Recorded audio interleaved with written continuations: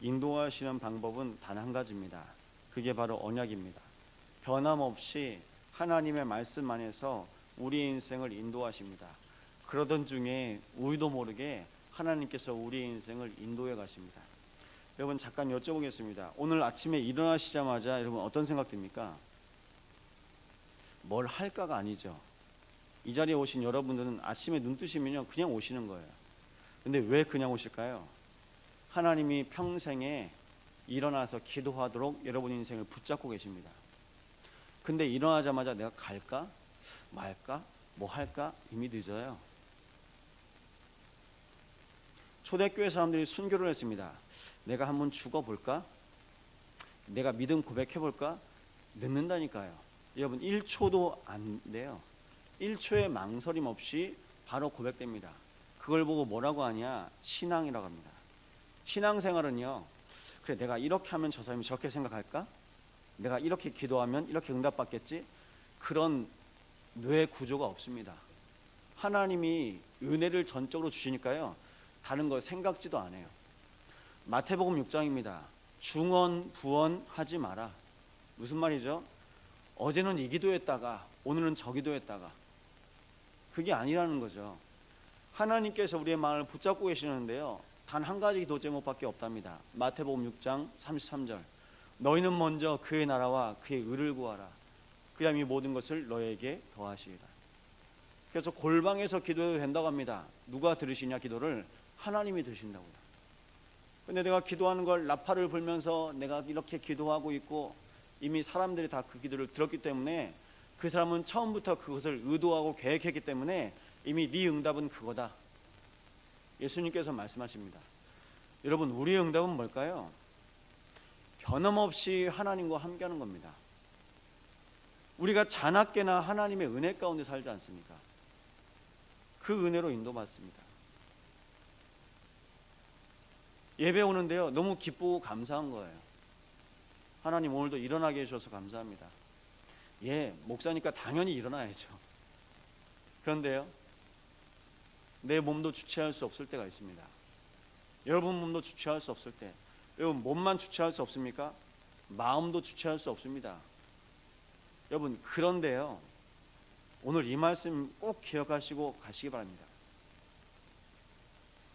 내가 오늘 교회 가야 되나? 아니요, 늦었다니까요. 내가 오늘 기도해야 되나? 아니요. 이 상황에서 내가 지금 기도해야 되나? 이 상황에서 예배해야 되냐? 그 생각 들어온 것 자체가 불신앙입니다. 기도하시면 돼요. 예배하시면 되고요. 지금까지 하셨던 것처럼요. 그런데 신기하죠? 지금까지 하셨던 게 아니라 하나님께서 앞으로 여러분의 인생의 길을 인도하십니다. 그게 예배입니다. 그냥 어제까지 예배하는 그 수준으로만 하나님께서 여러분의 인생을 그냥 거기까지만 살도록 허락하시겠습니까? 아니요. 초대교회의 시작은 부활하신 그리스도와 함께 감람원에서 40일 동안 하나님 나라의 일을 말씀하신 부활하신 그리스도와 또 성령의 충만함을 놓고 기다리고 있었습니다. 그 기다림 앞에 날마다 인도받으시 바랍니다. 이해가 잘 안 되시죠? 저도 그냥 참고하고 들으세요. 보통 택배를 받으시잖아요. 요즘엔 다 뭐 하면 택배가 와요. 권사님 집에도 택배가 오죠. 예, 뭐 자식들이 보내주면 뭐가 와요. 누가 뭘 보내준다고 해서 뭐가 떴더라고요. 온대요. 근데 실은 저한테 오는 게 아니라 저 애들한테 누가 뭘 보내준대요. 애들이 매일 물어봐요. 안 와요. 아니 보통 2, 3일이면 와야 되거든요. 제가 한번 계속 봤어요. 근데 택배회사가 달라요. 뭐가 다른 게 써 있어요. 검색해 봤더니요 이게 어느 택배냐, 외국에서 오는 거예요. 그러니까 하루 이틀에 오는 게 아니에요. 그러니까 오는 건 맞는데 보니까 한 1주, 2주 걸리더라고요. 그래서 애들한테 얘기해 줬어요. 이게 아마 비행기나 배 타고 오는 것 같다고. 한국에서 오는 게 아닌 것 같다고. 여러분 당장 응답이 없는 것 같죠? 하나님이 약속하셨어요. 이미 보내셨습니다. 다니엘에게도 말씀하셨습니다. 바사고 군주가 막아서 잠깐 지체되었지만 하나님의 응답은 지금 네 눈앞에 보여지고 있다. 이것이 응답이다. 기도는 바로 응답된다고 말씀하고 있습니다.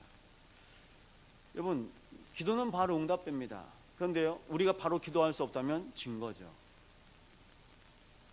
우리가 목사님과 함께 기도할 수 없다면 진 겁니다. 우리가 목사님과 함께 이 말씀을 붙잡고 함께 가지 않는다면 진 겁니다. 토마스 선교사가 있는 영국에 있는 교회가 그 기도 속에서 이 조선 땅에 성령책 하나 붙잡고 왔는데요, 그 선교사의 업적은 단 한 개도 없었습니다. 발을 딛고 내리자마자 붙잡혀서 죽었습니다.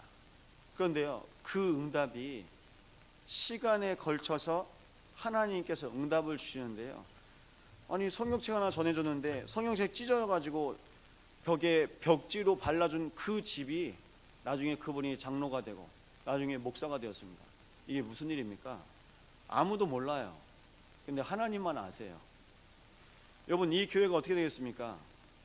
여러분 인생과 여러분의 후대와 가정이 어떻게 됐습니까? 우리 목사님이 밟았던 모든 선교지와 모든 만남의 그 현장이 어떻게 되겠습니까? 모릅니다. 그런데 단 하나는 기억하시기 바랍니다. 하나님이 응답하시고 계십니다. 그것을 보는 비밀이 바로 영적인 축복입니다. 그런데 우리는 내가 판단해요. 내가 생각해요. 신기하죠. 당장 구역 예배 가야 되나? 당장 뭐 해야 되나? 어디 뭐 있다는데 가야 되나? 말아야 되나? 몇몇 분 중에 집회가 있거나 뭐가 있으면 그날 아침까지 계속 기도하시다가 오시는 분이 계세요. 저는 이제 모시고 가야 되니까 이제 저는 애가 타죠. 근데 한편으로는 되게 감사하더라고요. 아, 하나님 앞에서 끝까지 인도받으시려고 하시는구나. 뭐 때문에 그러시는지 압니다. 그러니까 그게 너무 감사한 거예요. 왜 그렇죠? 목사님 이번에 말씀하셨습니다. 선영 후축. 영적인 축복 속에서요, 나중에 육적인 축복이 오는 거예요. 영적인 축복이 먼저죠. 그래서 영적인 축복이 먼저인 거 아시니까요, 끝까지 계속 기도하시는 거예요. 왜 기도하실까요? 내가 육신의 삶을 살고 있기 때문에 영적인 축복은 누리고 싶지만 계속 그 안에서 끝까지 인도받도록 기도하시는 겁니다. 여러분, 끝까지 기도하시기 바랍니다. 삶 속에서. 로마 시대에 초대교회 사람들이 붙잡혀서 맹수에 물어 뜯겨서 죽고, 그리고 화형당해서 불에 타 죽고, 많은 그런 고난 중에도 불구하고 그들은 그 고난을 봐왔음에도 불구하고 1초의 망설임도 없었습니다. 무엇 때문이냐? 하나님께서 주신 믿음 때문입니다. 여러분, 지금도 예수님께서 동일하게 말씀하십니다. 내가 믿음을 보겠느냐? 우리가 당장 이러다가도 순교 앞에서 여러분의 인생이 하나님께서 은혜를 주잖아요. 1초의 망설임도 없습니다. 1초의 망설임도. 내가 우리 가족 생각하고 우리 자식 생각하고 뭐 생각하고, 아니요, 망설임이 없어요. 그 망설임을 하나님께서 창세기 3장 15절에서 먼저 하셨습니다. 요즘에 익사사고가 많이 나잖아요. 애들이 놀다가 자꾸 빠져요. 잠겨요. 부모가요, 생각도 없이 바로 뛰어들어요. 그러면 같이 죽는데 수영을 못해도 부모가 뛰어들어요. 뭐 때문일까요? 앞뒤 안 가리는 거예요. 앞뒤 안 가리는 겁니다. 여러분, 우리 성도들이 지금 이 세상의 많은 파도에 허우적거리고 있습니다. 내가 기도해야 될까? 기도로 갈까? 아니요. 그냥 오시는 거예요. 그냥. 전 이 비밀을 고등학교 때 봤습니다. 성도들이 계속 기도하는 거예요. 어른들이 기도하는 그 영적인 분위기 속에서 그냥 기도를 배웠어요. 고등학생들 뭐 압니까? 통성기도는 이렇게 하는 것이다. 아니요. 수요일에도 금요일에도 새벽 예배에도 모여서 기도하시던데요. 예배 어른들 옆에 가서 앉으니까 기도가 배워지더라고요. 기도를 배운 게 아니라 그냥 기도를 같이 따라서 한 거죠. 여러분, 우리가 끊임없이 기도한다. 우리의 자녀들이 옆에 와서 예배하고 기도합니다. 여러분의 기도 제목을 끝까지 언약 붙잡고 기도하시잖아요. 자녀들이 다른 거 안 잡고 언약 잡고 기도합니다. 어디 저희 첫째가 그러더라고요. 아빠, 저 요즘에 기도하는 제목이 있는데요, 제 친구 상규가 ADHD 살리는 증인 되게 해달라고 기도했어요. 저희 아들이 전도한 아이인데요, 같은 짝꿍입니다. 근데 ADHD를 겪고 있는 아이입니다. 그래, 기도 제목 잘 잡았다 라고 저는 말하지 않았습니다. 내 속으로 감사하다고 하나님 앞에 고백했어요. 여러분, 우리가 뭘 해라가 아니라 우리가 하면 됩니다. 이 하면 된다가 아니라 할 수 있다가 아니라 여러분이 그 자리에 계시잖아요. 기도를 배웁니다. 우리가 수련회 때 통성으로 함께 기도할 때 아이들은 왔다 갔다 했지만요, 그 속에서 우리 부모들이 기도했던 기도를 배웁니다. 오늘 이 시간 여러분 고백하시기 바랍니다. 하나님, 1분 1초도 망설임 없이 하나님께서 원하시는 말씀의 자리에, 기도의 자리에, 또 하나님께서 살리시기를 원하시는 그 전도의 현장에 나의 인생이 인도받게 하옵소서. 우리 목사님 가시는 그 모든 발걸음 위에 망설임 없이 기도로, 말씀으로, 또 영적인 비밀을 가지고 함께하게 하여 주옵소서. 이것이 바로 원네스입니다. 성부, 성자, 성령께서 하시는 일이 있습니다. 구원하시고 지금도 모든 인생의 주인 되시며 땅 끝까지 세계복음화를 이루어 가신다고 약속하셨습니다. 이 일 앞에 여러분 마음에 고백하시기 바랍니다. 다른 것 아니라 하나님, 내가 이 영적인 자리 가운데 영적인 비밀을 누리는 영의 사람으로 인도하여 주시옵소서. 여러분, 왕이 결정하고 왕이 선택하지 않겠습니까? 나라의 모든 일을 결정하고 선택해야 되는데요, 이 히스기야 왕이 한치의 망설임도 없습니다. 영적인 걸 제일 먼저 선택합니다. 영적인 걸 선택한 왕, 다윗 왕 이후로 처음이라는 거죠.